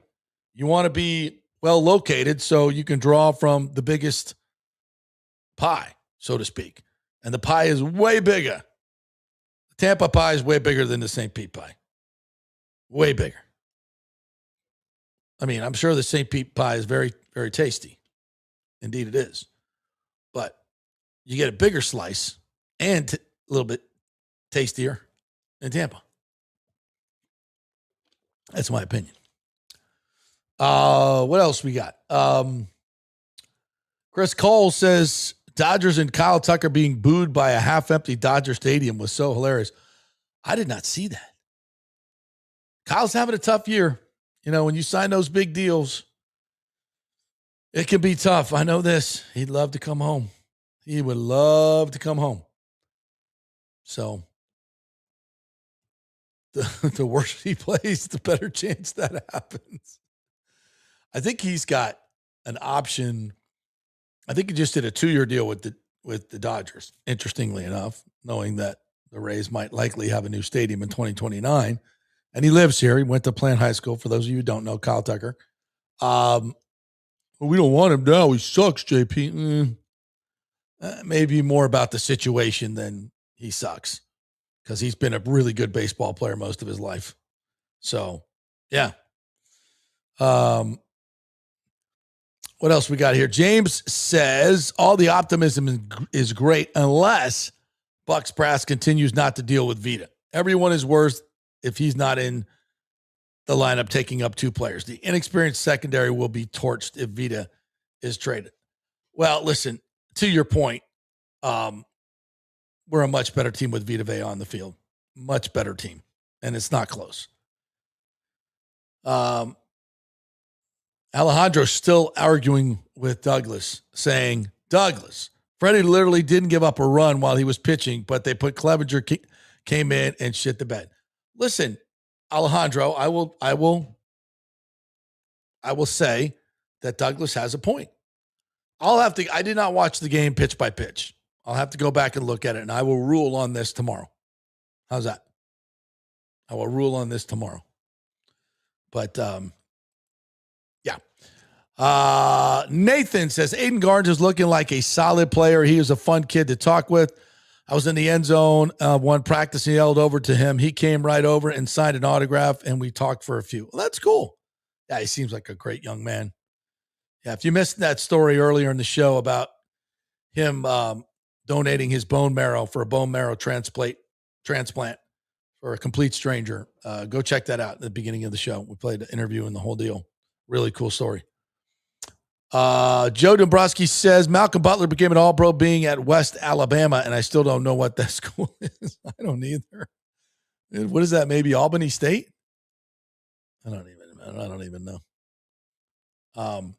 Yeah, Chris Cole reminds us the pressure by David Walker was one of the reasons the interception happened. Yep, absolutely. Walker had another good day today. Couple of sacks. He's had a sack almost every practice. Guy's unblockable. James says, so without Vita, will the D be better?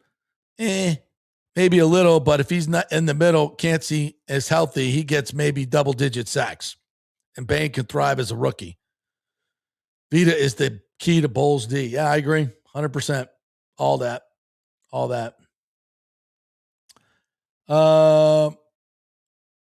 James says, this kid makes everyone forget the mistake Jason made drafting injury magnet Ben Morrison. Yeah, Ben was out there today practicing. Full go. Ted Hurst beat him on a little out route at the goal line. Very contested play. He had good coverage on him, but this Ted Hurst kid, man, he's got strong hands, big catch radius. Just reached out there, shielded him with his big body, and then snatched it right at the pylon. Absolutely. James says, Jason is awesome with undrafted free agents, no doubt, but he is horrible with second-round picks. Seems to be his blind spot. What else we got? I'm not sure what you mean by is the recipient a Peterman. Oh, are you talking about the guy that came to the game? No, he's not. It was an old friend and his invited guest who's no longer invited. Aviation says that Pyburn kid made more plays in 2 drives than Braswell has made since he entered the league. You got that right. And I think Mr. Braswell is gone. Night and day difference between this kid and Morrison, talking about Aiden Garnes. I would agree with that too. Gator Boss says the Wisdom dude was really good too. Yeah, he got another pick today too. Wisdom did. Yeah. All right, what else we got here? Admention 8819 says Robert's going to be a problem. To be 300 plus and be able to move like him is different. Expecting big things from him this season. Yeah, I do too. I think that's a big deal. That's why I made it a big deal. James says a caller on WDAE on Saturday said Bucs should let Baker go and pay Browning to be the starter and save money. Sometimes you have to wonder. Bengals traded for 42-year-old Flacco to replace Browning in mid-season. Yes, that's correct. Yeah. Yeah, their listenership there. I think we stole most of their intelligent listeners because I'm not sure you can listen to that without, Anyway, Lonnie Wilkins said broadcast said Orioles starter Sunday was lights out for like $2 million. Who was that? I'm trying to remember. It was good though. Joe says asinine take. You play Baker, ride or die, of course. It's an asinine take. Completely asinine. Sometimes people are like, oh, you got to save money. Like, is it your money? No, it's not your money, not my money. I want them to spend it. Lonnie Wilkins says 2 months, but once the playoffs begin, we do have guys like Palacios in this lineup that teams will make sure are up in big spots, and I don't like that. Well, as my friend Evan Klosky pointed out today on Twitter, the Rays have scored 3 runs or less in 11 of their last 13 games. That, as I said, after the deadline. I love what they did, but I don't think they did enough offensively. And maybe from pitching too. They could have done better, giving up more prospects. They're still the best team in the league with prospects. So I don't think you want to be that. Prospects should be used to go get great players when the chance is there. And this was certainly the opportunity. The Baker's Man Card Gallery, I think I got that right, said Jalon needs to get used to game speed of the regular season, learn the playbook. By the end of the season, he'll be pushing for quarterback 2. I think that's what you want. Keep him on the practice squad, get better and better and better. And then maybe by the end of the year, Yeah. James says Cash has zero confidence in Peralta. He took him out with 2 outs in the 5th, and Clevenger bombed. He did indeed. He did indeed. All right, what else we got here? Joel Forsland says about Jaden, as he was playing against future UPS drivers, let's pump the brakes on this quarterback. Yeah, absolutely.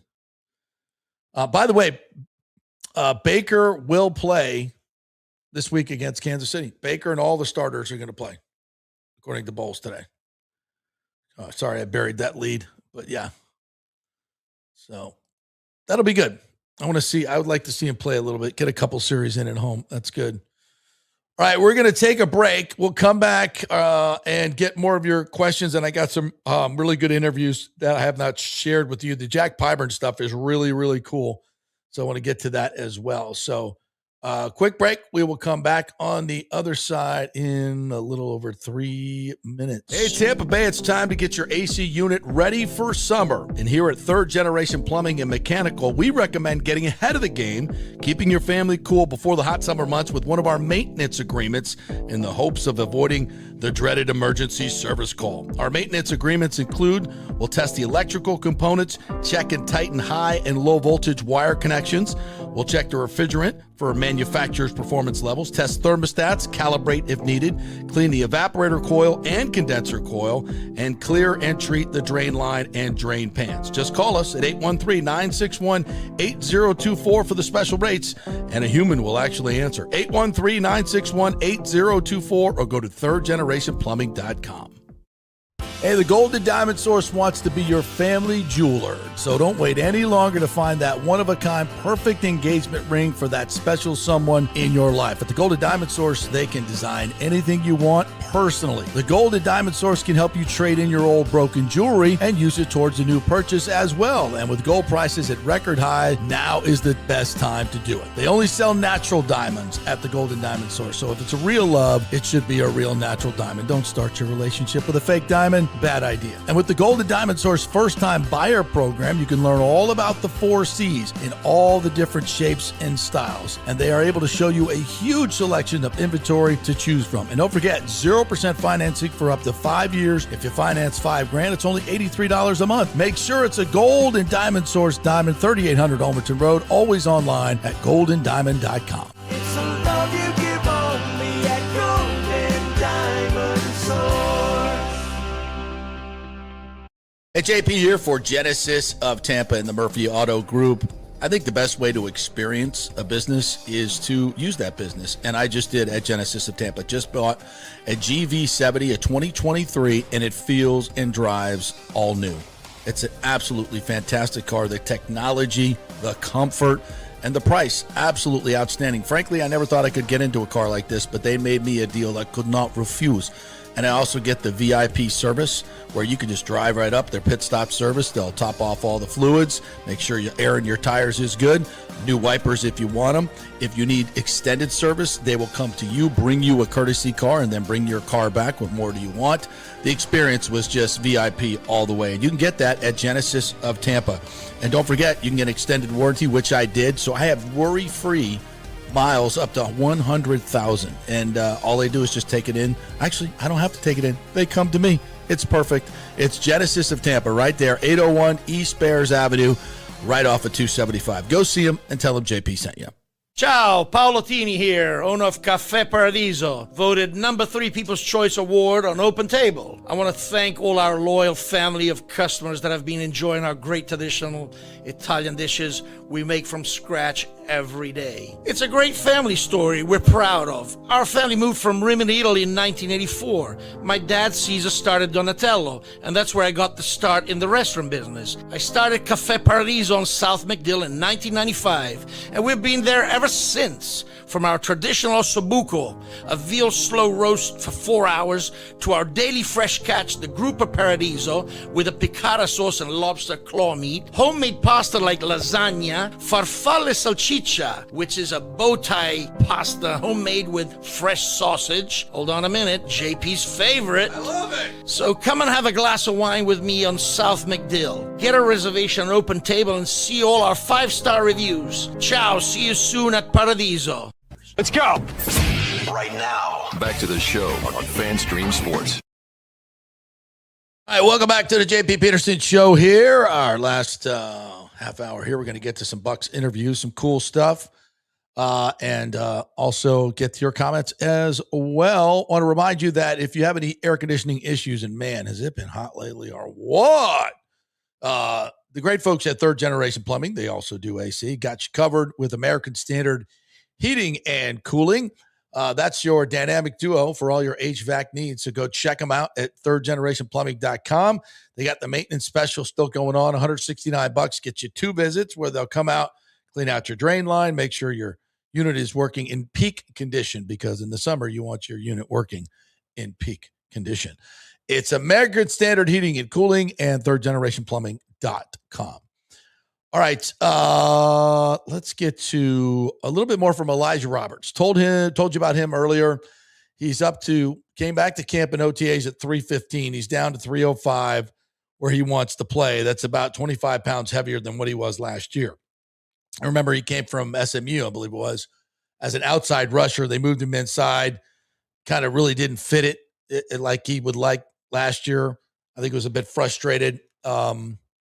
But I think he's getting used to it and getting bigger, stronger, and he's put on some really, really good weight. Looks good. So I asked him, with all this great rotation going on, do you think they can, if Vita were to be traded or can't play, if they'll be okay? I would say right now is just staying consistent, not really, like you said, looking too far ahead. I was asked first about worrying about what his we've goals already are done. for the rest of camp. Obviously, focus on the things that we haven't done good and try to fix those up, and then the things that we have done good, try to make those better. But honestly, right now, even like Coach said yesterday, man, we're kind of entering those quote-unquote dog days where it's kind of just back to back to back. So we need consistency. That's really the biggest thing in our room for sure up front, staying consistent. If we can do that, man, like during camp when it's a lot harder than the season, this should be a good year for sure. Elijah, if you talked about the rotation, you guys are really deep there. If you have to play without Vita, you guys pretty confident you can get the job done? Yes, sir. I mean, we've done it all camp.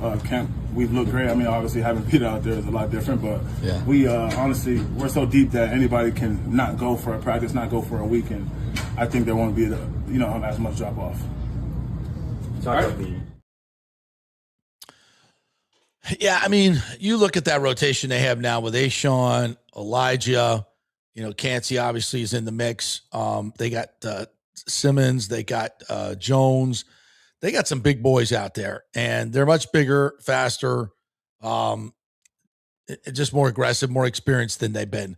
So I like where they're at right now. They got a good rotation, but as he said, without Vita, it's just a totally different deal. Could they be okay?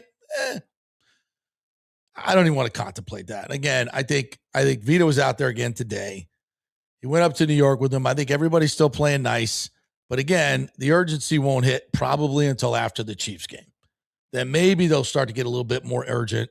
And I think they're going to get a deal done. I do. All right, here's Jalon Daniels after the game on Friday night, and just talk a little bit about his mechanics and what a great debut it was for him to get into an NFL game, which was a dream come true for him. Good win, huh? Take us just through your performance there in the second half. Todd said that we know you can make plays with your feet, but just the way you're able to read things out and deliver the ball on time and move that team. Yeah, I mean, I give a lot of thanks to Coach TJ, Coach Chandler, and Coach Z-Rob. Like I've been saying from the very beginning of being here, we've worked on a lot of different things to be able to get me out of certain habits that I had in college, and as far as footwork, as far as being able to see the field differently. And I think conceptually what Z-Rob does, I have a better understanding of it than when I first got here. And I think the amount of extra work that I get with those guys that we were able to go out there in the second half with allowed us to be able to go out there and execute. The other day you said it was, a dream come true, everything you've been waiting for to play in this game. Yeah. Then you see what happened in the game for you in the second half. Yeah. How are you feeling now? I mean, ecstatic. I mean, I can't stop smiling ear to ear like when I answered that question the other day. But I mean, truly a blessing to be a part of the Buccaneers organization, and I'm forever thankful for it. Jalen, it seems like you got into a rhythm at a certain point. Did it just take maybe a couple completions to start realizing, like, just playing football again? Yeah, I mean, you know, when you're waiting at that first half, you know, you're excited to go out there, and you kind of got to chill all the emotions out that you already have to be ready to go out there. And then when the second half came, I was just like, all right, bet, take that deep breath, breathe in, breathe out. And at this point now, you know, you're going out there and playing football. You can't really look at it as any different than the game that I've been playing since I was 7 years old. And I think that allowed me to be able to go out there comfortably and just go out there and be able to play confidently. Yeah, a fun kid, as you can see, full of energy, really smart young man. Everybody loves him. Got a great smile, very charismatic. But as you can also see, he's kind of small. He's a smaller guy, and it's tough to play quarterback in this league at that size. It just really, really is. You got to be super, super special. And I think he had a great first game. I think eventually he could work out to be a really good backup here. I wouldn't do it right away. Obviously, with Browning here, you know, listen, Jalen's getting his chance. He got all the second team reps today because Bazelak they shift him to, I guess, third string today. Browning did some individual stuff, but didn't do 11 on 11. So this is his opportunity. He made the most of it and had a really nice 2-minute drill at the end of practice as well. All right, what else we got here I want to get to? Okay, this is Jack Pyburn, who has a really interesting story. He got a couple of sacks on Friday night in the second half. Obviously, he's battling for that fifth, maybe sixth outside linebacker spot. An interesting story. So he went to grew up in Jacksonville. Went to the Bowles School, was a standout at Bowles, and he got his dream offer from the University of Florida. Interesting part of it, he was also a wrestler, wrestled in the heavyweight division, and was a state champion. So I love wrestlers as defensive tackles or defensive outside guys. It says his wrestling background has shaped his modern identity as an elite run defender who understands hand placement and pure play strength. So he got his dream offer, went and played for the Gators, tore his ACL in 2023, came back in 24, had 60 tackles, but felt misused. Routinely dropped his 264-pound frame into pass coverage, and rather than let him rush the passer. So he transferred to LSU. We had a true edge rusher system for his senior year, anchored that defense, had 52 tackles and 2 sacks. So only 2 sacks. So, you know, that's why he didn't get drafted. I mean, kid's got good size, 6'4", 265. The Bucs signed him as a priority undrafted free agent for $115,000. So it was time to go out and get it done. And he had a great first game. And that's all you can really ask from a kid like that. So he talked a lot about his process and said that he did not work hard enough. When he didn't get drafted, he was very disappointed, but he kind of, you know, did some self-scouting and said, you know what, I just haven't worked hard enough. And I want to go to whatever NFL camp I get into. I just want to outwork the competition and just be better at strength and conditioning. So he got back in the gym or took it more seriously, I guess is what he said. So he's an interesting cat. Will he make the team? I think he's got a good chance to make the practice squad. I don't know about the active roster, but he's just continually to get better and better, and he's dedicated to his craft. Now, something else he said today that I thought was very interesting as part of his personal makeover, he totally got off social media. And you're hearing a lot of athletes doing this now, and I think it's absolutely fantastic. As much as I love you guys, if I didn't have to be on social media, I would not be on social media, or very, very little, and I wouldn't spend a lot of time on there. And he said he got off it, and it changed his life dramatically. So I thought that was interesting. Here's Jack talking about that. Pride is the number one downfall of most men, and you know, when you swallow that and just accept your reality of the situation and say, I got to do more. I got to do more than everyone else. That's the reality. You said you cut out social media. What did you learn about yourself? How did it affect your life? I mean, it's the most incredible experience. You know, I tell people all the time, you know, if you can get it out of your life, it's incredible. You know, you don't have to. Part of the problem was I would look into all the negative, but all the positive. Like, doesn't matter. Like I go back to, it's the process, not having social media, not looking at what everyone else is going on. You shrink your circle and, you realize who are the people that really care about you and who really matters to you. Those are the people that you still text and you still communicate with. Like, I don't need to see all that's going on. I don't need to sit there on Instagram and sit on my couch for 5 hours out of the day and scroll. I could be outside, I don't know, tanning, being on the water, doing something healthy for my mental, doing something for my mind. It's better out working on football, film studying. It's just being connected. And I feel like a lot of times social media it's not that. You think that's the downfall of a lot of young athletes? Oh, for sure. No, I really do. And I hope to, stress that more and more. I hope to gain, more of a voice in the space to be able to, tell people that you don't need those things in life. A lot of that's just fake. The people on there are fake. They don't really care about you, and all that matters is your close circle of people. That's what's reality of the world. Jack, if you're going to stick as a backup. Yeah. I thought that was fascinating. I think it's 100% true too. Yeah, most those people, it's hard for me to talk about this, obviously, with doing what we do. I thoroughly enjoy our circle of Petermans, and that's who I interact with mostly on social media.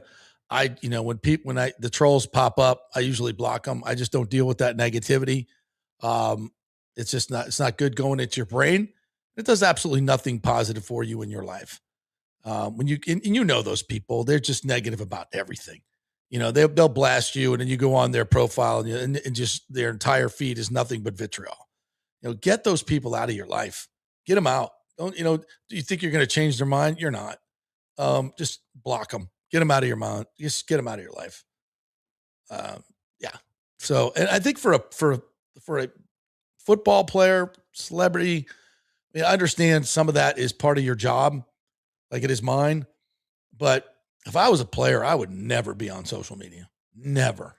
I think it's just no. I think Jack said it really, really well there. And then I'm pulling for him. I think he's gonna make the team, at least the practice squad. I think that's pretty cool. Hey, we got a new member. A new Peterman, the Gamer Man. What's up, brother? Came to our great event here that we had for the All-Star game. So welcome aboard. Good to have you. And for you, anybody else who wants to become a member, we did a post game that we're going to do for every Buccaneers game, just for the members, a members only post game. So this week I just did a little, 8 to 10 minute wrap up for you guys. During the season, regular season, we'll be out on the field.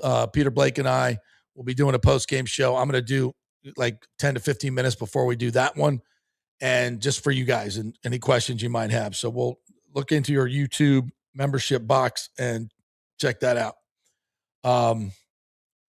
Mike H says Busch Light Apple was his downfall. Who's that? Are we talking about? I don't know who that is. Tim Witherspoon says, how tall is Jalon Daniels? I watched the game on a Spanish channel and the graphics said he was 6'4". No, he's not. He's listed at 6'1", 219. I'd say he's probably closer to 6 foot 205. Yeah, I think 6'1", 219 is, no way. No way. Sorry. All right. Let's get back to comments here. Oh, the other thing I want to do is chat a little bit about the Florida Gators quarterback situation. Talk a little bit about the Gators with Pyburn. That didn't work out for him, but they have a really interesting competition going on with Philo and Tramell Jones Jr. And at this point, I'd say Philo is probably going to get the first start, take the first reps. But I think this is going to be kind of a work in progress over the entire season. I think Tramell Jones might be the more talented player, but Aaron Philo is going to have a natural lead in this thing because of Buster Faulkner, who comes over from Georgia Tech as the offensive coordinator. And he's run this offense, I think, for a couple of years now. But this is not a ceremonial competition. It is definitely a competition. And I thought Tramell Jones looked really good last year when he came in for Lagway. And he put up some pretty good numbers too. I think he was like 21 of 28 with a couple of touchdowns. But again, last year, that was a different offense, right? It was obviously a different offense under Billy Napier. This is a much different offense, but I think Philo probably has some ability to run it a little bit better. But what you want is a guy that's not going to lose the game for you, right? Someone who's steady, who can make the plays, be more of a game manager early on in the season, because I think this Gator defense has an opportunity to be really good.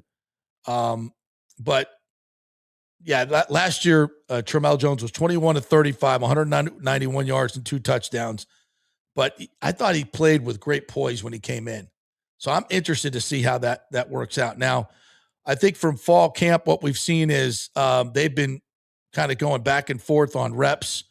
But I think Philo is probably going to get the first reps, and we'll see where it goes from there. But I do think this is going to be much more of a season-long competition. I think if one is named, the other one's going to get work, especially early in the season.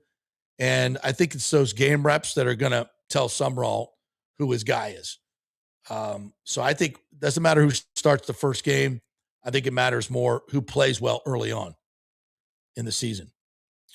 All right, let's get to your comments here and finish up today. Pooh Shiesty says, nothing like that lasagna appetizer at Cafe Paradiso. I literally order the lasagna as an appetizer when I go there and split it with whomever I'm with. I just love it because I don't want it as my main because I want to get something else. So I get 2 entrees, basically is what I'm saying. Does that make me bad? Not a Cafe Paradiso, it doesn't. Alejandro says, Blue Jays series next, boys. Tuesday, Soriano versus Martinez. Wednesday, Scherzer versus Rasmussen.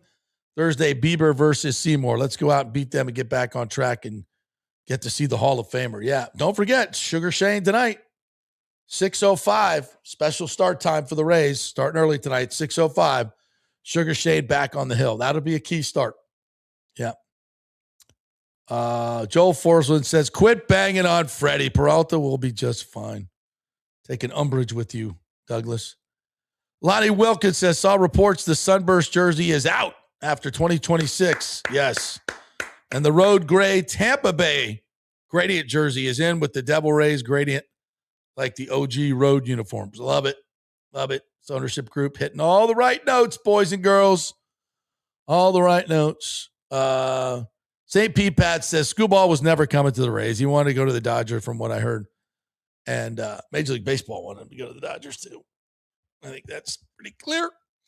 What else we got here? Yeah, I think you guys missed the point, St. Pete Pat and some others, about what my argument and Douglas's argument is not about Screwball per se. It's about Peralta was a more economical decision. Miser's better. I mean, there's probably 5 guys that were on the trading block, starting pitchers that were better than Peralta, right? But Snyder believed that they can make him really good and be a good postseason pitcher. So let's see what happens. I wouldn't doubt that dude one bit. But I also don't think it's unreasonable to say that we could have upped our ante and got a better starting pitcher. But let's see how it all plans out. I mean, Neander's been pretty good this year, so I'd give him a little time. Joel Forsland says exactly, and the Tigers were going to send him where he wanted to go, not just ship him off to the highest bidder.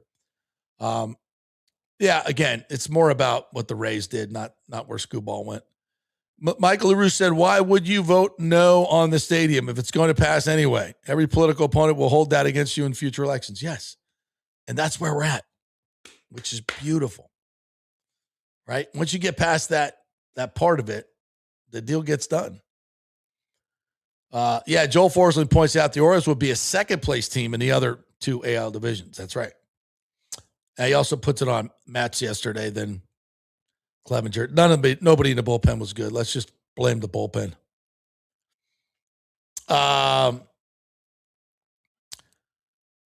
Let's get to TJC22, our football expert. It says it's almost with Vea that they are trying to see if they could do a replication by multiplication. And if they can, then maybe you trade him in late August. So you're saying with all this depth on the defensive line that they'll replace him with numbers. I get that. I mean, the better these guys play, the better they look. Maybe the more leverage the Bucs have. Because again, there's no leverage point right now. Vita probably wouldn't be practicing anyway until after the second preseason game. So in the next couple of weeks, the pressure will ramp up and we'll see what happens. As far as Vita goes, at this point, he wants more money. I think he deserves more money. His agent will tell you he's grossly underpaid. I would agree with that. But he wants an extension. All this stuff is want. And I think he deserves it. I would sign him long term. But again, all of this is bonus time for Vita. He wouldn't be really practicing anyway. So why not try to leverage yourself into getting a new contract? Smart. See where it goes. He's not missing game checks, though. I don't see that. TJC also says, I'm never a proponent of revoking First Amendment rights, but the caller who said that an exception should be made, it's either that or Guantanamo. He's referring to the person that said that Baker and Jalon, let Baker walk and just make Jalon the new quarterback. Was as said on WDAE. So that's why they're not fans of this show, that particular caller. We're too smart for that. Lonnie Wilkins says missing a bat like Brandon Lau is hurting them because at least he'd run into 3-run homer once in a while when they need it. Yeah. But that ship has sailed. I mean, talking about trading him for a while and you finally trade him and then this happens. Rob DePrez Thompson says we have fans that get way high or low based on preseason play. Yeah, it's silly. Those are the new people to the game. Joel Forsman says, once the season starts, QB2 doesn't get many reps. No one is developing. I just still think you can develop a backup quarterback in four years. Shouldn't you be able to? Which is what we wasted on Trask. Mike H says, I missed it, but what happened with Nick on Mondays? Nick has moved on to a better paying job. He's a dad now. They got a little one. This particular, I think he's one of the many that got laid off on 3. As everybody cuts back in our business, it's just really hard to make money, So we'd love to have him back. I tell him that all the time. Wasn't my decision. Richie Rich says all 3 Steelers quarterbacks had much higher quarterback ratings than Daniels. He's not going to be the backup. Eventually he could be. I think he could get to that level. Yes, Browning was an AFC Player of the Week one week. He was indeed. Here's the biggest question of the day, without question. Will Taylor Swift be at Ray J on Saturday? Well, I know who I could text to find out, but he probably wouldn't tell me.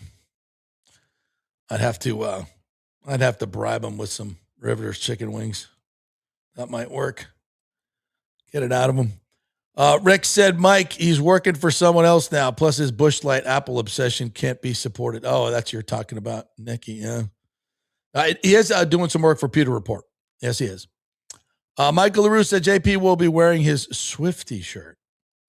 I'll be looking for her in the press box. I can tell you that. 100%. She once signed a guitar for my daughter. So I want to thank her personally for doing that. How about that?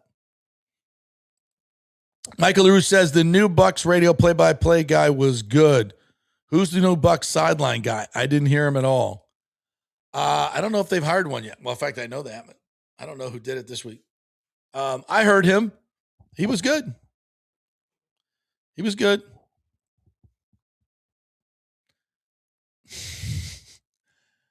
Still should have hired TJ. In my humble opinion. Pooh Shiesty says, next up, ditch the skateboard jerseys. Yes. Mike A said, I never got that. That was a Stu special. That was an absolute Stu special. Awful. And the people that rallied around it. Oh, street art, skateboards, really big in St. Pete. Really? The most displaced thing ever. Almost sometimes the shit that he did was almost like Are you trolling us? Trolling us? Remember the last, one of the last years where the Times went to him and says, what's the Bruce Springsteen song theme of the year? He said Thunder Road. And you know what the last line of Thunder Road was? It's a town for losers, and I'm pulling out of here to win.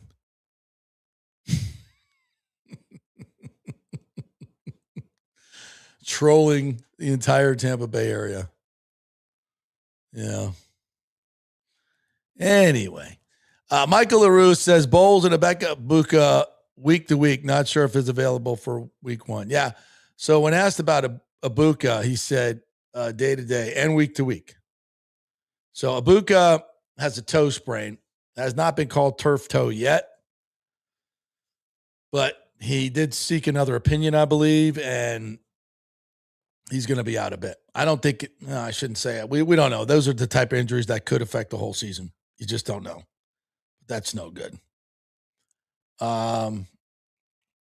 James says, I heard Ira Kaufman the other day on Joe Bucs Fans said Vita will be gone for the second-round pick late preseason.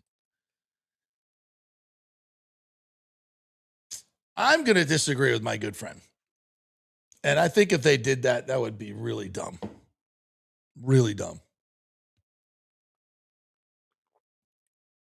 And please, as much as I like Ashawn Robinson and Elijah, all these guys, do not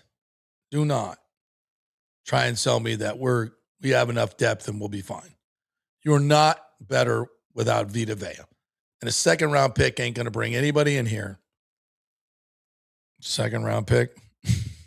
Not going to bring anybody in here even close to his level. So you better have the player.